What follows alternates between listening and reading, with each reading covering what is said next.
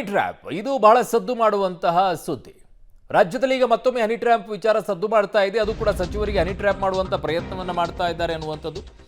ಸಚಿವರ ಮೇಲೆ honey trap ಆಗಿರೋದು ನಿಜ ಅಂದಿದ್ದಾರೆ. ಸಚಿವರ ಮೇಲೆ 2 ಸಲ ಹನಿ ಟ್ರ್ಯಾಪ್ ಆಗಿದೆ. ವಿಧಾನಸೌಧದಲ್ಲಿ ಸಚಿವ ಸತೀಶ್ ಜಾರಕಿಹೊಳಿ ಸ್ಫೋಟಕ ಹೇಳಿಕೆಯನ್ನ ಕೊಟ್ಟಿರೋದು. ಹನಿ ಟ್ರ್ಯಾಪ್ ಅನ್ನು ಕೆಲವರು ಬಂಡವಾಳ ಮಾಡಿಕೊಂಡಿದ್ದಾರೆ. ಯಾರವರು ಅನ್ನೋದನ್ನ ಪತ್ತೆ ಹಚ್ಚಿ ತನಿಖೆ ಮಾಡಿ, ನಿಮ್ಮದೇ ಸರ್ಕಾರ ಇದೆಯಲ್ಲ, ಸಂಬಂಧಪಟ್ಟ ಸಚಿವರಿಗೆ ದೂರು ಕೊಡೋಕೆ ಹೇಳಿದ್ದೀನಿ ಅಂತಿದ್ದಾರೆ. ನಮ್ಮ ಪಕ್ಷವಷ್ಟೇ ಅಲ್ಲ, ಬೇರೆ ಪಕ್ಷದ ನಾಯಕರು ಸಿಲುಕಿದ್ದಾರೆ. ಸಚಿವ ಸತೀಶ್ ಜಾರಕಿಹೊಳಿ ಈ ಹನಿ ಬಾಂಬ್ ಅನ್ನ ಸಿಡಿಸಿರೋದು. ಬಾಂಬ್ ಸಿಡಿಸಿ ಅದರ ಬಗ್ಗೆ ಮಾತನಾಡಿದರೆ ಪ್ರಯೋಜನ ಇಲ್ಲ.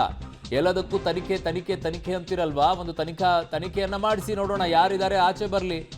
ಯಾಕೆ ನಿಮ್ಮ ಪಕ್ಷದಲ್ಲಿರೋರು ಆಚೆ ಬರ್ತಾರೆ ಅನ್ನುವಂಥ ಭಯ ಇರಬೇಕೇನೋ. ಈ ಥರ ಕರ್ನಾಟಕದಲ್ಲಿ ಹನಿ ಟ್ರ್ಯಾಪ್ ಆಗೋದು ಮೊದಲನೇದಲ್ಲ,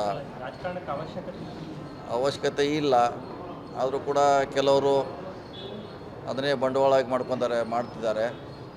ಅದಕ್ಕೆ ಕಡಿವಾಣ ಬೀಳಬೇಕು. ನಾವು ಕೂಡ ಸಂಬಂಧಪಟ್ಟ ಸಚಿವರುಗಳಿದ್ದೀವಿ, ಅದನ್ನು ದೂರು ಕೊಡ್ಲಿಕ್ಕೆ ಹೇಳಿದ್ವಿ. ಯಾಕಂದ್ರೆ ದೂರು ಕೊಟ್ಟರೆ ಅದಕ್ಕೆ ಯಾರು ಏನು ಎಲ್ಲಿಂದ ಬಂತಂತ ಆಗ್ತೈತೆ. ನಾವು ಕೂಡ ರಿಕ್ವೆಸ್ಟ್ ಮಾಡಿದ್ದೀವಿ. ಸೊ ದೂರು ಕೊಟ್ಟರೆ ಅದಕ್ಕೂ ಪೊಲೀಸರು ಕೂಡ ಇನ್ವೆಸ್ಟಿಗೇಟ್ ಮಾಡಲಿಕ್ಕೆ ಅನುಕೂಲ ಆಗುತ್ತೆ. ತುಂಬ ಹಿರಿಯ ಸಚಿವರು ಸರ್, ಸರ್ಕಾರದ ಮೇಲೆ ಪದೇ ಈ ರೀತಿ ಆರೋಪ ಕೇಳಿಬರ್ತಿರೋದು. ಈ ರೀತಿಯಾದ ಪಾಲಿಟಿಕ್ಸ್, ಈ ಹನಿ ಟ್ರ್ಯಾಪ್ ಇನ್ ಪಾಲಿಟಿಕ್ಸ್ ಅದೇ ಹೇಳಿದಿಲ್ಲ, ಅದೇ ಮಾಡಬಾರ್ದು ಅಂತ ಹೇಳಿದ್ವಿ. ಅದಕ್ಕೆ ಕಡಿವಾಣ ಹಾಕ್ಬೇಕಂತ ಹೇಳಿದ್ವಿ ಉದ್ದೇಶ. ಕಡಿವಾಣ ಹಾಕ್ಬೇಕಾದ್ರೆ ಅದು ಕಾನೂನಿನಿಂದ ಕಡಿವಾಣಕ್ಕೂ ಮತ್ತು ಯಾರಿದ್ದಾರೆ ಅದು ಹಿಂದುಗಡೆ ಅವರು ಹೊರಗಡೆ ಬರಬೇಕು ಅನ್ನೋದು ನಮ್ಮ ಆಗ್ರಹ ಇದೆ. ನೋಡೋಣ, CM ಅವ್ರ ಜೊತೆ ಮಾತಾಡ್ತೀವಿ, ಸಂಬಂಧಪಟ್ಟ ಗೃಹ ಸಚಿವರ ಜೊತೆ ಈಗಾಗಲೇ ಮಾತಾಡಿದ್ದೀವಿ. ಸೊ ಅದೊಂದು ದೂರ ಆದರೆ ತನಿಖೆಗೆ ಅನುಕೂಲ ಆಗ್ತದೆ. ಹೌದೌದು, ಇದರಲ್ಲಿ ಏನೋ ಬರೀ ನಮ್ಮವರಷ್ಟೇ ಅಲ್ಲ, ಎಲ್ಲರೂ ಇದ್ದಾರೆ.